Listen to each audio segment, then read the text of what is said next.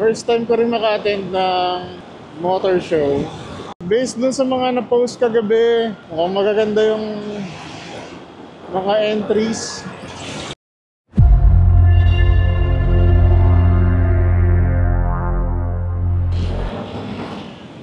Tara, game! Sunday afternoon.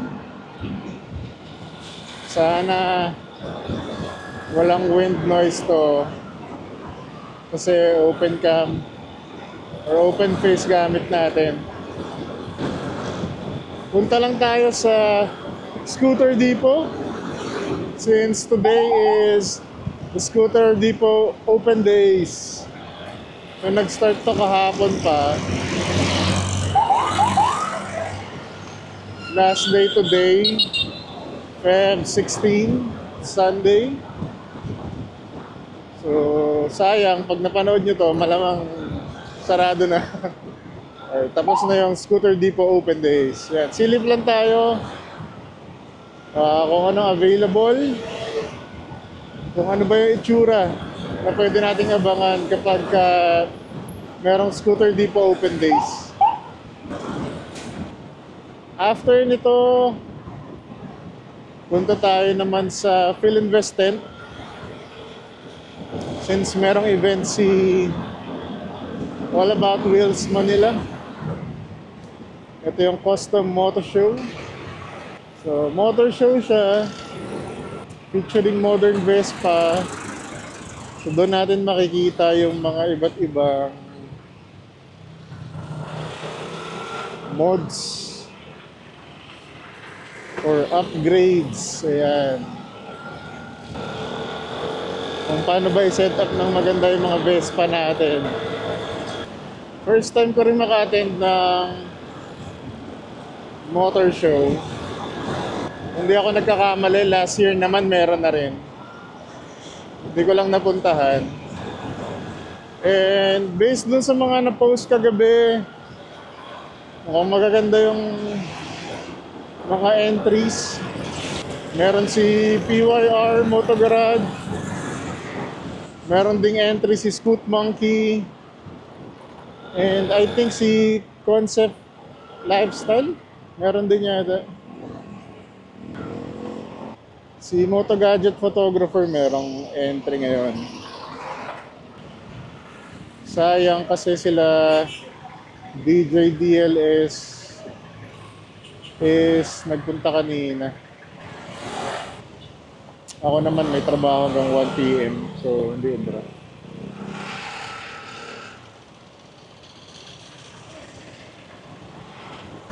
Na-meet din pala natin during the Sprint Tech launch si Sir Gio. Or si All About Wheels Manila. Kaya ayun, na-invite din niya tayo na silipin yung show. Actually bago pa natin makita, gusto ko na talagang pumunta rito. Kahapon pala nakasama rin tayo sa opening ng Vespa Scout Borromeo. So meron silang newly renovated na branch. Actually halos katabi lang ng lumang Scout Borromeo na branch. New and improved. Meron sila doon available na 2024 units ng Vespa. Nabanggit kahapon na meron din na isang 2023 na white na Sprint doon. So if you're interested, go ahead and reach out to Vespa Scout Borromeo. Ang ganda ng shop, ang laki. Tapos they still do service in there, upgrades, as well as the usual maintenance. They are accepting yung vouchers. Let's say sa iba ka nakakuha ng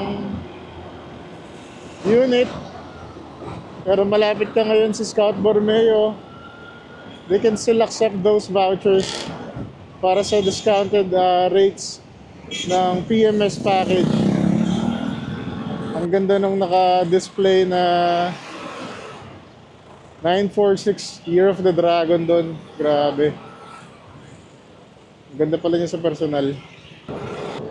So dito muna tayo sa Scooter Depot Westgate. Kitain din natin dito si Vespa Scenery. Please press the green button and wait for the car to come out. Si Vespa Scenery pala may problema sa Opening barrier. may problema sa Instagram niya. Kaya yung mahilig mag-tag sa kanya. Kaya if itatag niyo siya, baka hindi niyo siya makita. So Facebook niyo muna siya itag.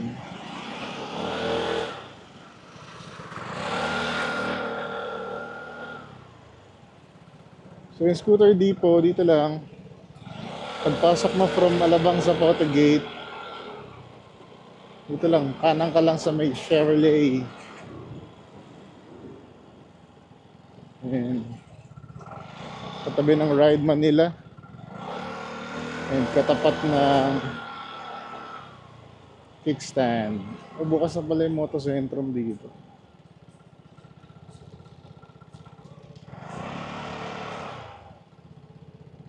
Uy, dito si Emerson, no?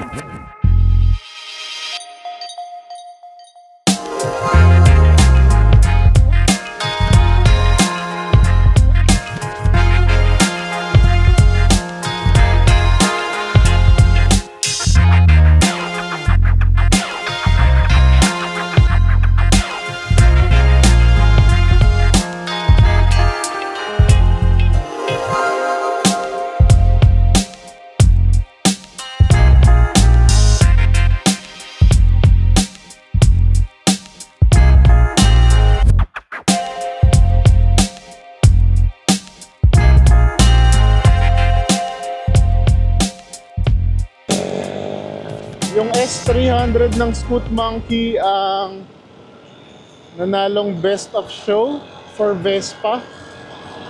Yung isang 946 na Louis Vuitton, sabi nung may hawak is ano daw siya, parang prototype daw siya ng Louis Vuitton X Vespa. So one of one in the world. And hakot din ng awards yung sa Pier Moto. And yung kay Sir Jeffrey Tam din na Rizoma build. Ang ganda.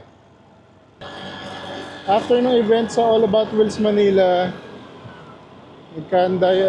nagkayayaan lang kumain. Kasi nakita rin namin sila Polo earlier. The Polo of One Pot's shop.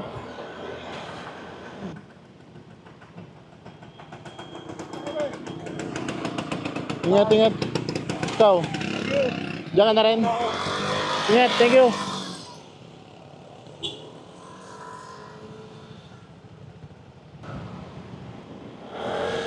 Hindi pa rin ganun karami yung mga sumasali sa Vespa Motor Show. Kasi parang I think baka less than 30 lang yun. Yung S300 ni Scoot Monkey, grabe. S125 body with a 300cc engine. Napakalupit.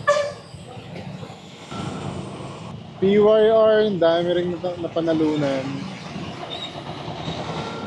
Parang isa lang yung hindi tumama. Yung Blue na GTV.